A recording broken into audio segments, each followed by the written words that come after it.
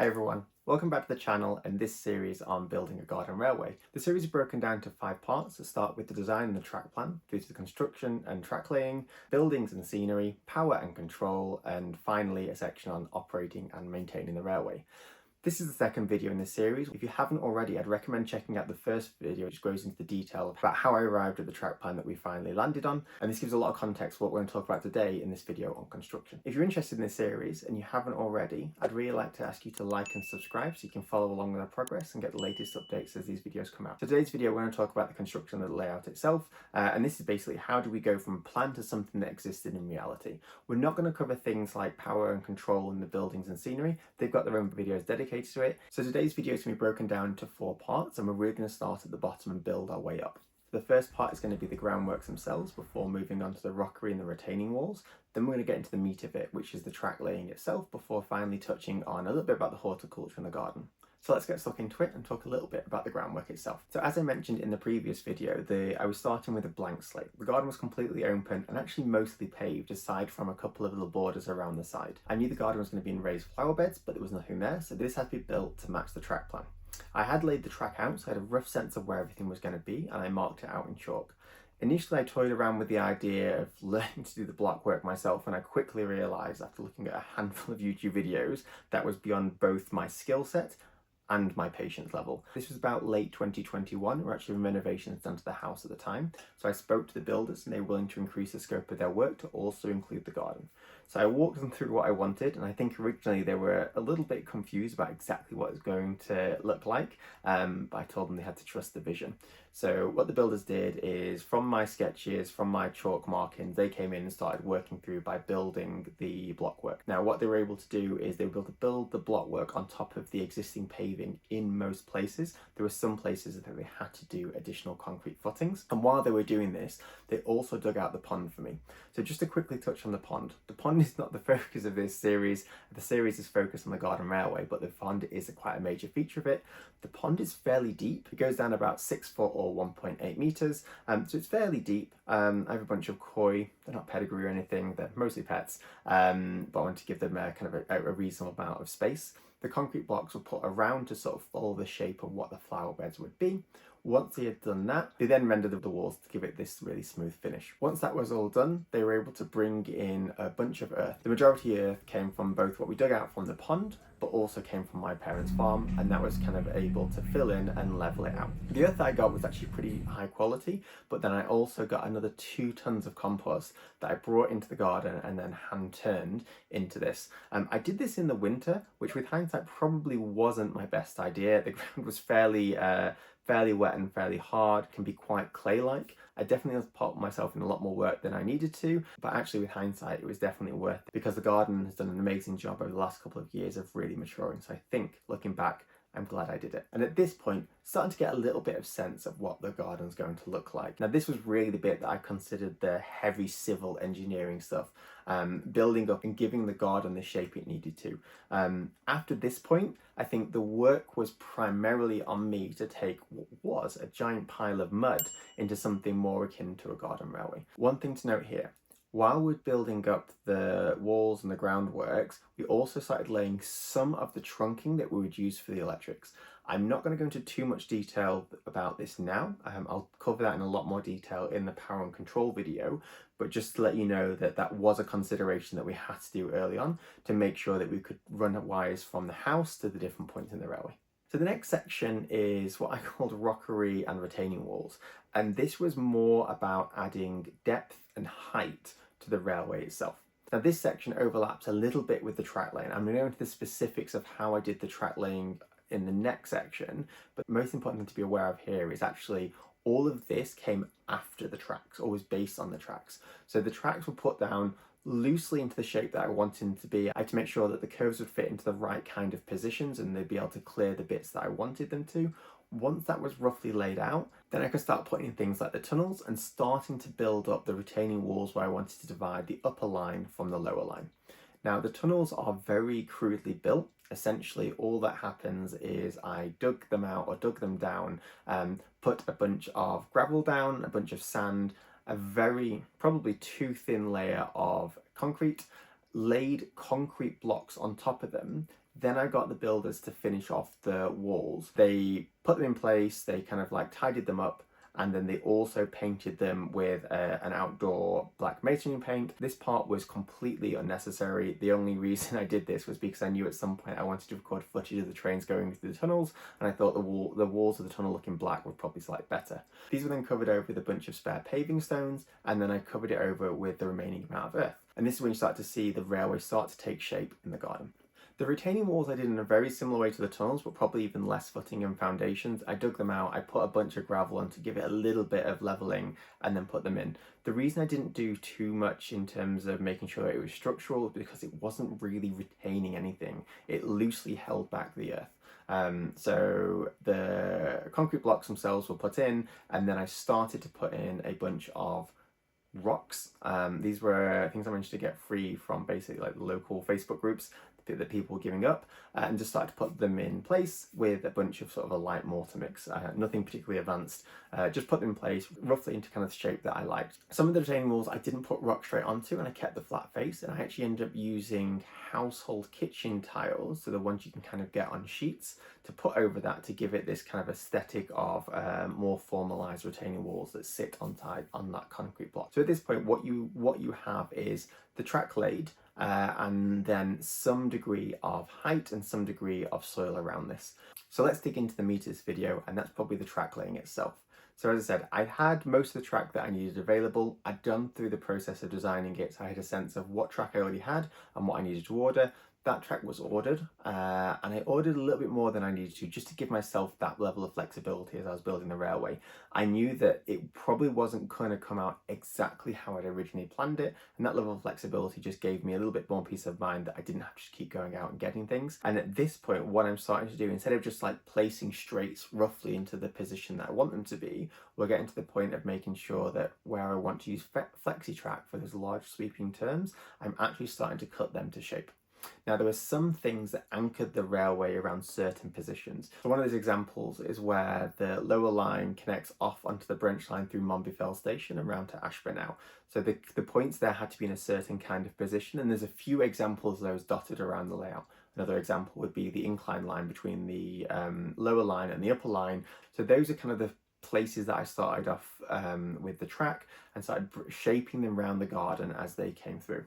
Everything else I tried to fit in with a combination of straights or flexi-track. I use quite a lot of flexi-track, primarily from LGB, but there is also some Trainline 45 flexi-track and Thiel track in there as well. Now the thing with flexi-track is they come in long lengths, generally between 1.5 or 2 meters, individual brass rails, and then the sleepers are separate.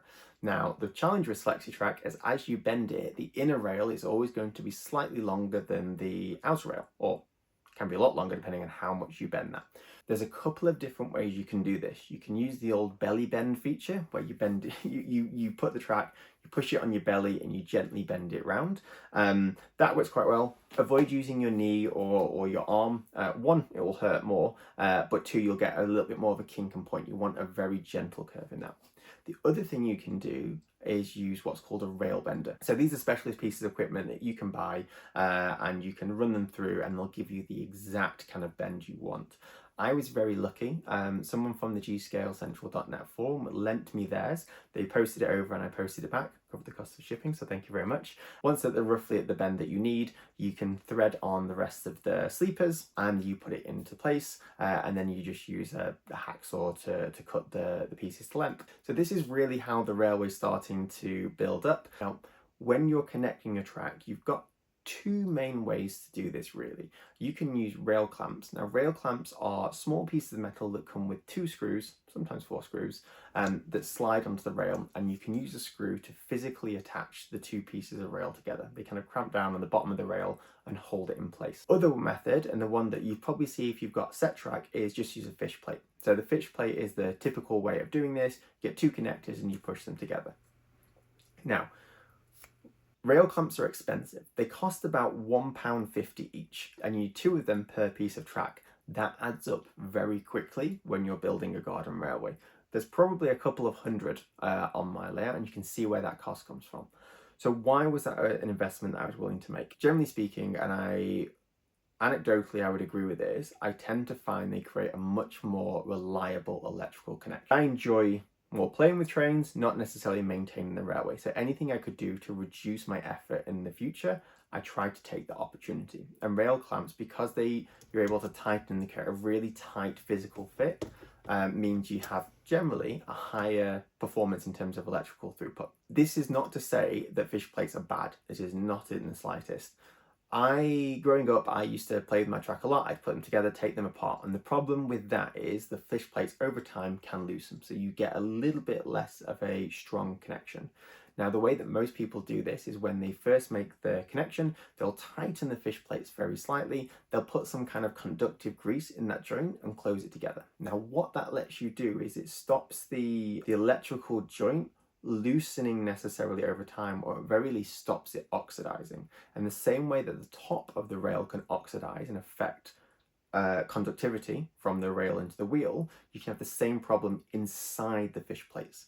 If you do want to go the fish plate route and you want to give yourself a little bit extra confidence, you can solder a piece of wire between both the rails just to increase that level of conductivity. So essentially, when you're connecting your track together, you have got the two options: rail clamps or fish plates. There's nothing wrong with either. Both are very viable, and there's garden railways built all over the world with both of them. But as I said, my entire railway uses rail clamps for those connections. For those of you who have got garden railways, I'd love to hear about your experience using rail clamps versus fish plates and how that's worked out for you, and also any tips that you might have to improve the connections of your railway. So once I had the track all into place, I knew what the exact track plan was going to be. But at this point, the rails themselves are still sat on top of the mud. This is probably not great for running trains on anyway, because the mud's going to get everywhere. So what I started to do then is I brought in a bunch of weed membrane or underlay. I cut this to size. This stuff is horrible, by the way. As you start to cut through it, it starts to fray. It's obviously not meant to be cut into thin strips like I was doing it. That stuff, I think even now, 3 years later, I'm still finding like the strands of it as in parts of the garden. But I cut this down. I dug a trench underneath the tracks, probably about 3 inches, and then put the membrane in the trench, overlapped a little bit, and then I would put the gravel into that. So I put the track down, covered it in ballast, shook it and cleared it out, and that's essentially how the track sits. That's how it sits in the real railway, and I thought it'd work for me as well. That doesn't mean the ballast can move. I use quite a sharp ballast from the local quarry down here. It's a little bit overscale, but it does a good job, and it's actually quite in keeping with the Rockery, which is also Jersey granite. For me, the reason I went for free floating was for a couple of different reasons. One, I liked the flexibility that if I had to change something, I could do. This was my first time building a garden railway. I was going to say at scale, but really building a garden railway since I was a kid. So I knew I was probably going to make lots of mistakes, and this gave me a little bit more flexibility in that. The other reason is it made it really easy if I had to take pieces of track up or take points up. I could do that without much issue. While I was going through this, I did use a spirit level to roughly check the levels, but I will be super honest, I was not massively dogmatic with this, and something about a year or so later, particularly as the ground started to settle, I noticed that when you left wagons in certain sidings, they would end up rolling away and down the main line.